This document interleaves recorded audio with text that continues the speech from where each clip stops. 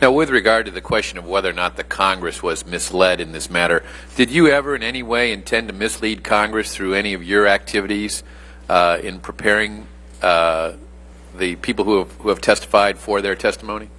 No, I never deliberately withheld any information. I think looking back, trying to figure out what happened, I think sometimes we started preparing answers for questions A, and then we got questions B, and we started preparing answers for question B, and then we got question C, and at some point along the line people just started answering questions, and we had never really sat down and talked them all out and put all the facts on the table and figured out what they were, and different people had forgotten different things, and it just snowballed into a not good situation. Sure. With regard to the hiring of career officials into leadership or policy positions, in your approach to these interviews, did you attempt to follow what you understood to be accepted models at the Department of Justice, such as that of David Margolis? There were different categories.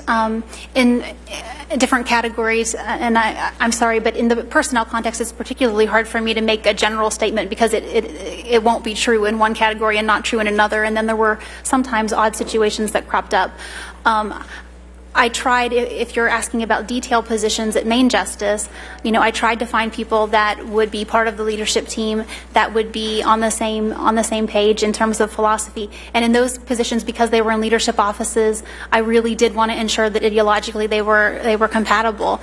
In other cases, like immigration judges and Board of Immigration Appeals, I thought that we could consider other factors because I had been told that in relation to immigration judges, and I think my assumption was that that applied to the BIA as well. And then there were other bizarre cases that kind of cropped up individually from time to time. And but my intent was to ensure that we had well qualified, really bright lawyers that I wanted to have pull in the same direction in terms of priorities.